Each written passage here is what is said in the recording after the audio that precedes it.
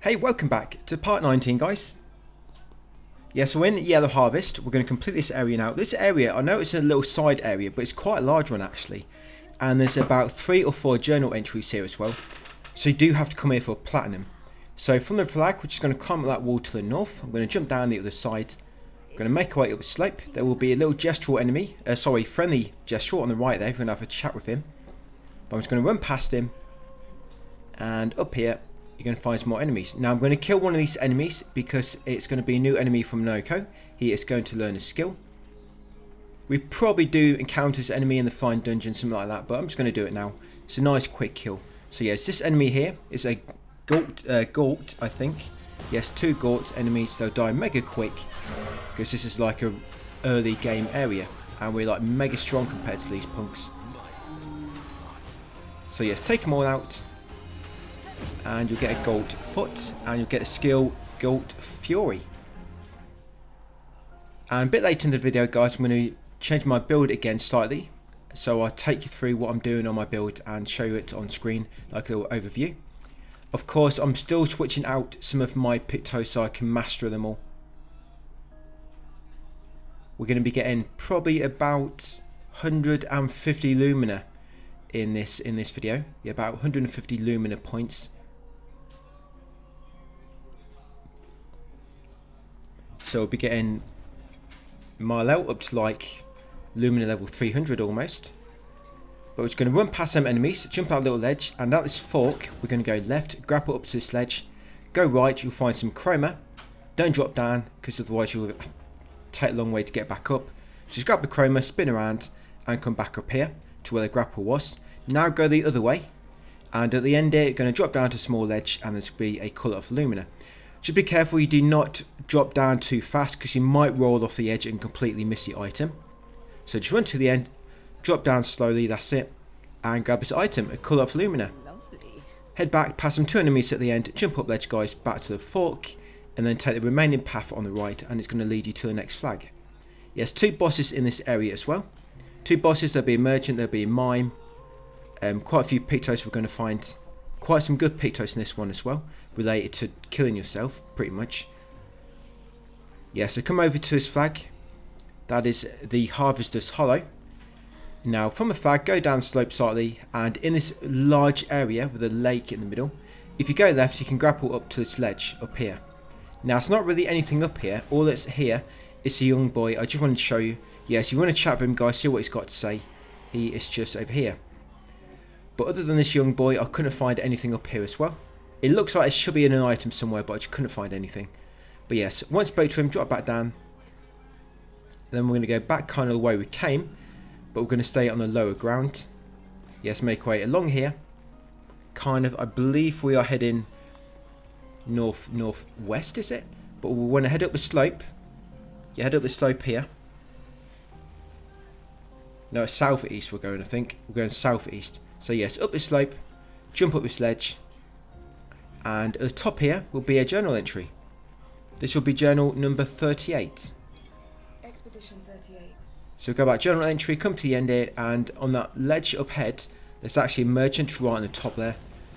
A nice hidden merchant. So we're going to grapple up to him, guys, and then we're going to engage him in a street fight. Yes, we're going to challenge this merchant. We're going to choose Marlel and kill him instantly with a Stendhal attack.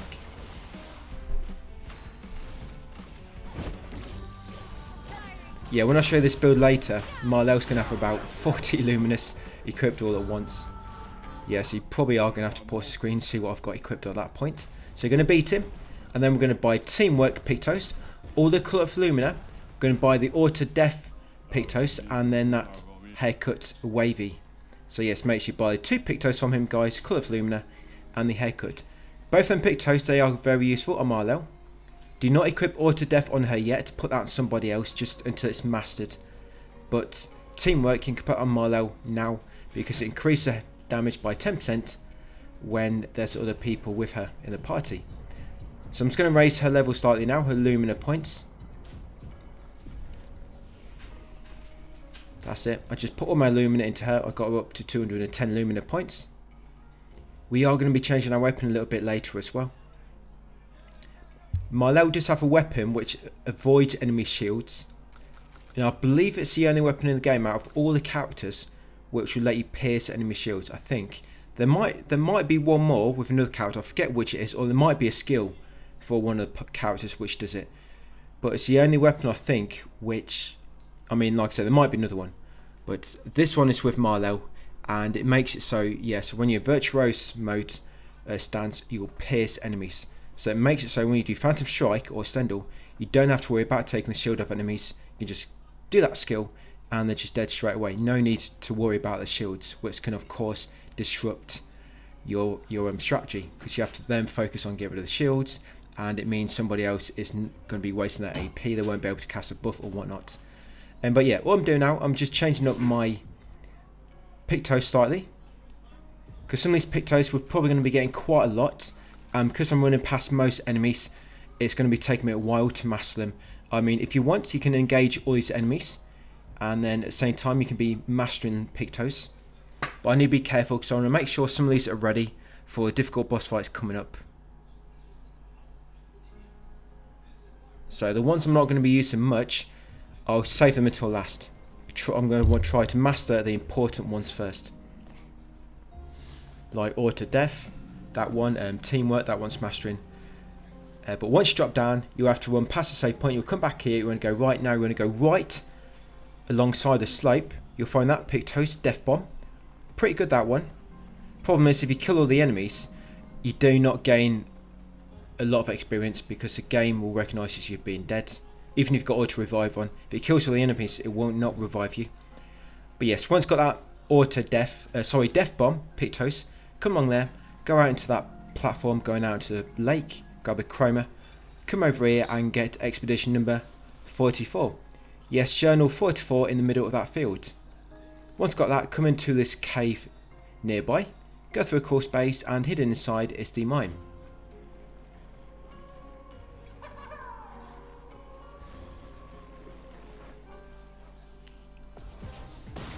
So as normal, you can break these once you've raised their break level enough to remove their shield, but you should, not a shield, their wall.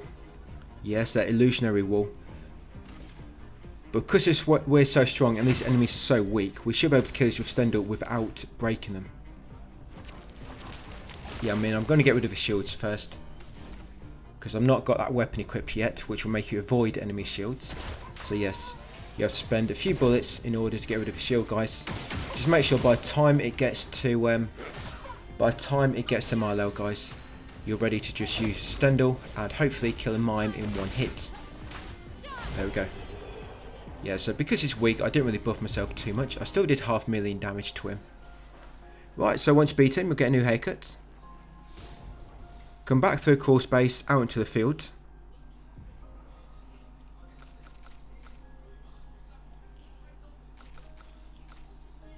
My build I'm going to be showing you soon, it's kind of a bit situational. So we could just keep switching our Lumina around when we come to specific fights, but I don't want to keep doing that. So we're equipping a lot. It's not all going to be useful at the same time, but it'll kind of make it so if you go in a solo fight or in like a fight where there's 3 enemies, or if they're weak or if they're strong, the build is set up for any scenario basically, so you don't have to keep going in and equipping your Pictos. Of course, when you get new ones, we will have to add them to the mix, or sometimes when you get a new one, you can delete an old one, so it's kind of like obsolete, because the buff on the new one kind of makes it so the other one ain't needed.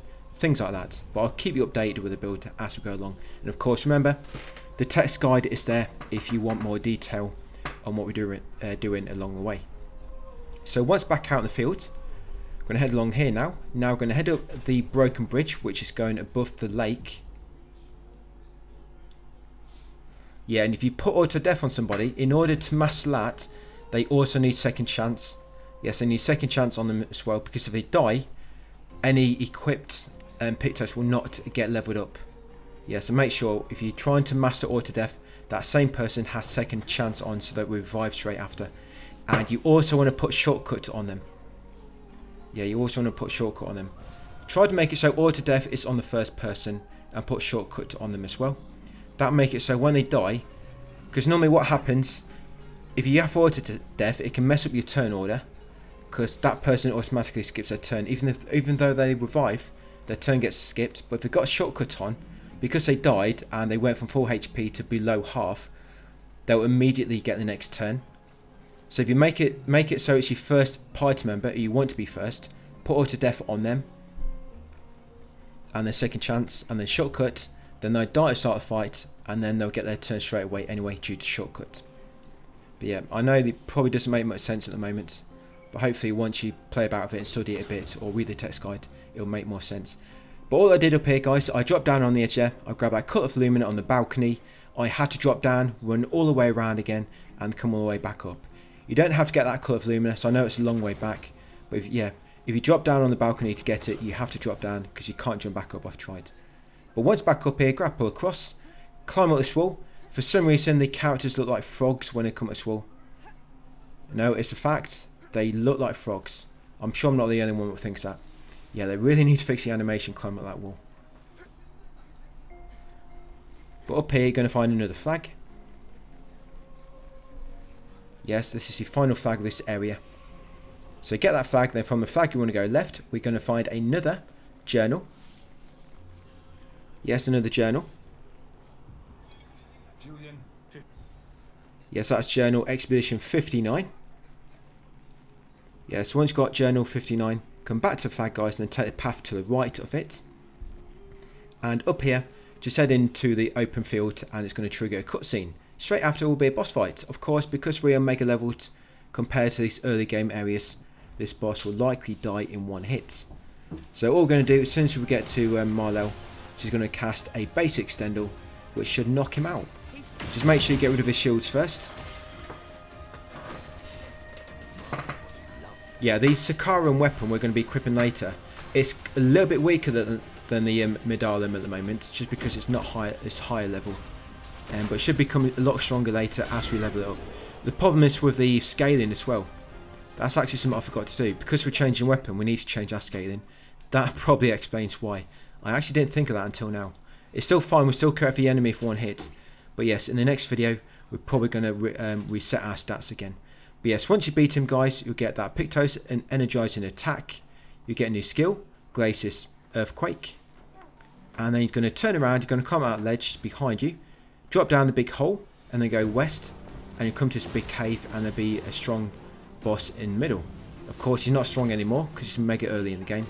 So this is the chromatic overlay. We're going to kill him with a Phantom Strike. Kill all three of them at once.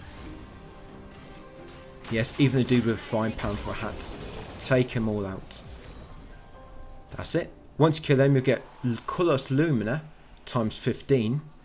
You'll get a new weapon and some other goodies. But yeah, get 15 Lumina from beating them. But once you beat them, come down this passage to the southeast. You'll find some chroma at the end. Once you've got the chroma, jump off.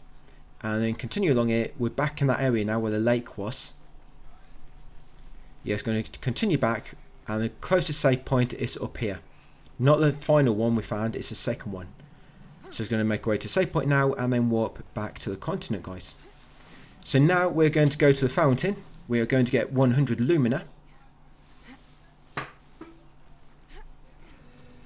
Yeah, and we're actually going to kill that Nevron as well. You can still get the Nevron trophy, guys, even if you kill some of the Nevrons. So don't worry. As long as you complete their quest, the trophy will still pop. So yes, going to walk back to the continent.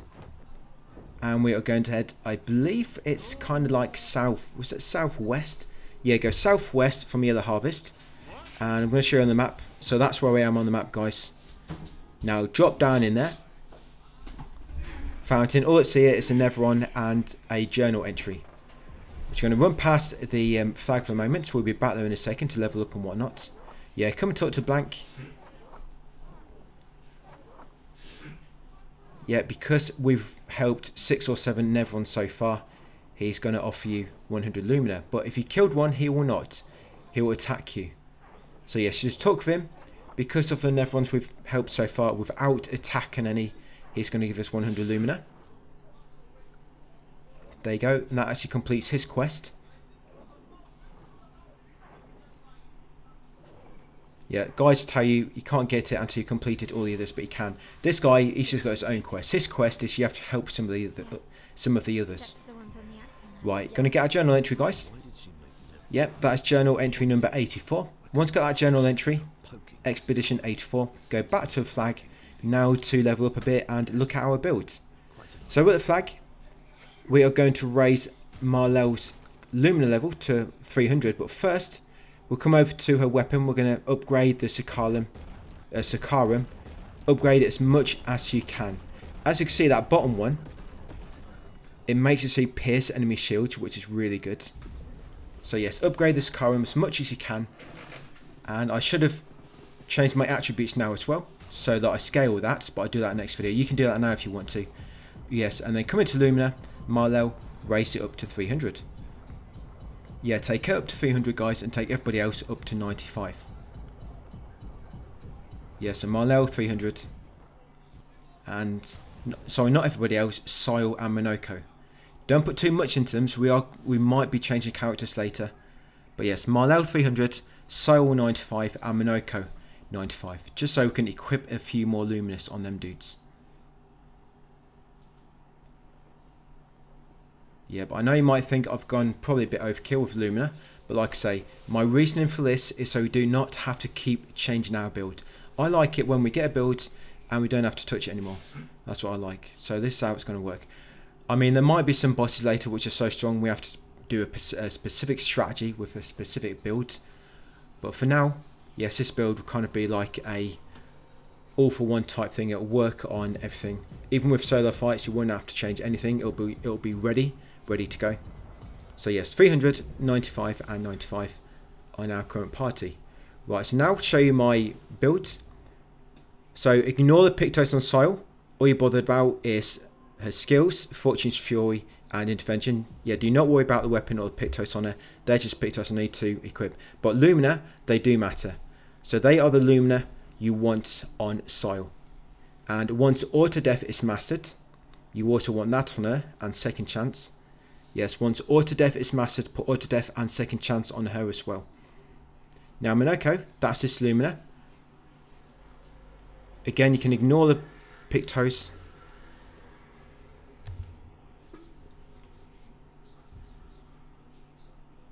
Yes, you can ignore the Pictos on him. But that's the only skill he needs. Chaplain slash. His weapon doesn't matter, his Pictos don't matter. But again with Minoko as well, once Auto Death is mastered, put that on him as a Lumina, and also put I've already got a Second Chance on Minoko and Sile ready, so as soon as I've got Auto Death, I'm going to put that on them and then we're good to go. Yeah, so Marlel, her Pictos do matter, her weapon matters as well, but I like to keep one space free with Marlel. So you want Second Chance on her Pictos because it's so costly, so put a Second Chance as a Picto on Marlel, and then the other two I'm just mastering them. Auto Death and Teamwork, they want to be on her as well, but once they're mastered, put them on her as a Lumina. But yeah, Second Chance is the only Pictos you want on Marlel for the time being, unless of course you're leveling them all. But yes, that's what Marlel has. But like I said, Auto Death and also Teamwork, I think it was. Yep, and your party order, you want Marlel to be first now, Minoko to be second, and Sile to be third. So sort your party order. Deselect everybody except for Marlel, that means she'll be first. Then select Minoko, that means she'll be second. And then select Sile, that means she'll be third. But just remember what I was saying before. When you die and revive a shortcut and whatnot, it can change the order slightly. So make sure your build is like mine and it should work out the same. Like I say, you want shortcuts on Marlel as well. So with Marlel going first, we are just going to use Last Chance to bring her health to 1. And it will also put her into Virtuoso Stance. Then it'll be Minoko next. So Minoko's going to do base attack to cast defenses on the enemy, and then he's going to cast Chapelier Slash to cast Marked, and then for Sile, she's going to cast Fortune's Fury on Marlel, and it's going to use Intervention to make Marlel go next, and then now she's buffed up and also got Virtuoso Strike, she's then going to do Stendhal guys for massive damage. Yeah, I like to kill this Nevron. Yeah, so I just come and talk to him afterwards. I choose attack just because he drops some goodies. That's it, 1 million experience and some grandiose chroma catalysts. That's it, once he's dead, we're going to head out to the world map. You can actually come back to the flag now if you want to and upgrade your weapon, the Sakarum. Remember, I'm working on Sakarum now. So it looks like I need to raise my might, agility and vitality, I think, to scale this weapon. So I'll do that in the next video. So yes, back outside. Yeah, another thing you need to watch out for is when you revive. Yes, when you revive, it knocks you out of virtuo stance. That's another reason why I don't have Medallion at the moment. Yes, because when you die and revive, it knocks you out of virtuo stance. So that's why we have to use Last Chance, guys, to bring us 1 HP and also to put us back into virtuos. But yes, next up we're going to come to Lost Woods. This was behind Yellow Harvest. Yes, and you want to grab that record just on the top of that ledge. That record was Alini's glass house. So make sure you grab that record inside Lost Woods, Alini's glass house. Once done so, fly down to this beach to the north. You find the entrance to the Crushing Cavern.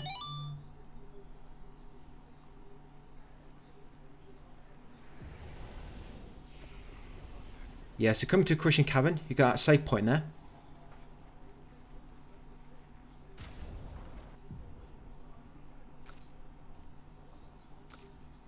And we've got a little boss fight coming up, so I'm just going to make sure I'm ready to with my Pictos. So like I'm saying, as soon as auto death is mastered, you also want to put that on everybody. Put that on everybody, but make sure they've also got a second chance on. And that other Pictos I just had, was it Powerful Revive? Yes, that one's gone Marlow as well. So Powerful Revive once it's mastered, once gone Marlow. Of course, Teamwork as well. Yeah, there we go, Powerful Revive. Remember, this is all in my text guide. It's all in my text guide. I've listed every single thing I've got equipped. Right, and of course Minoko and Sile. Right, anything else I need to master? I really wish they put in a sorting option to sort Pictos which you need to master. I know I mentioned this in the video, but it's getting quite annoying now. Yeah, I'm getting so many Pictos and I have to keep scanning through, like, I mean, how many do we get? I must have like 140 or something. Yeah, it takes me ages to find them. I mean, it'd be nice if there's a button like you could use. You can't even use L1 or R2 to scan forward quicker in the menu. You have to go down one by one down the list. But you're going to continue forward into this cave. The floor will collapse and there'll be a massive bug in front of you with huge eyes. Yeah, just run up to him, guys, and you'll trigger a fight. We're going to kill him with just a basic extender, I believe. Yes, a giant sapling. Yes, and the reason that it skipped Marlowe's turn is because I did not have shortcuts. So if you revive and after dying, but your health was already below half HP when you start the fight, then that means shortcut will not trigger, so your turn will get skipped. This is why you need shortcuts. But like I say, once everybody has auto death, we won't need to. Shortcut will not matter then. So now auto death is mastered, so now I'm going to put on everybody. Now when everybody dies and revives, the order will be just like I've planned it, by the party order.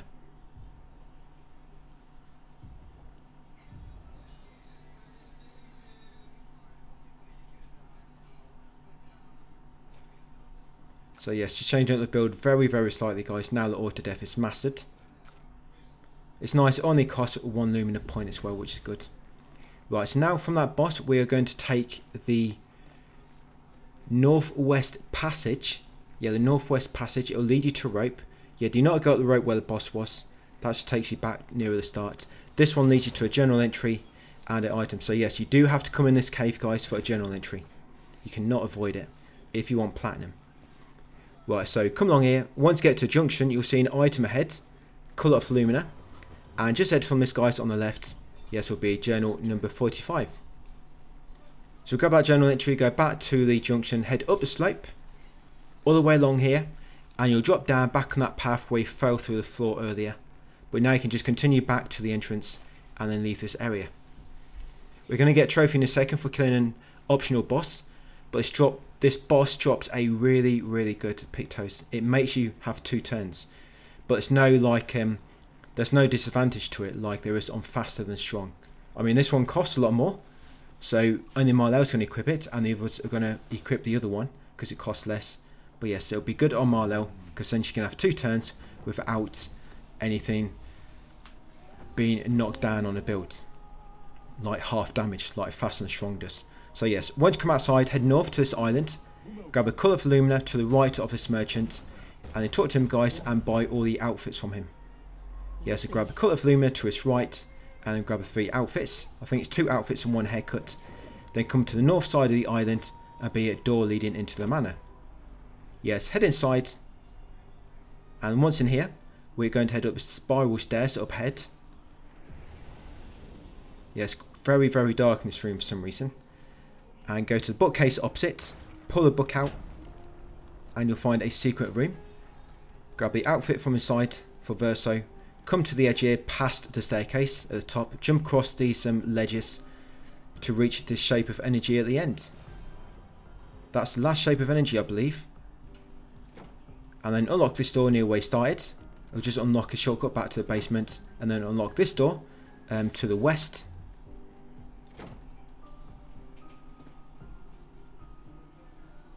Sorry, the south door. The west door was a shortcut to the basement. Yeah, go through the south door to get back to the entrance, and then just go out to get back outside, guys. Right, once here, go near that rock to the left, grab a colour of lumina behind it, and then head over to this large enemy in the water to the northwest. This guy's called Sprong, and he is quite tough, but with our build we should kill him in 1 hit. So remember, everybody's got auto death now and second chance. So all Marlell's going to do, yeah, she's going to use last chance first, put her into virtuoso stance. Then Minoko's going to do his thing. He's going to do base attack on the boss to cast defenseless, and then he's going to cast Chapelier Slash to cast marked. Excuse that noise, yeah, it's Cream Man driving past. Yes, and then Sile is going to cast Fortune's Fury on Marlell, and then Intervention. Then once it's back over to Marlell, she's going to cast Stendhal to end him.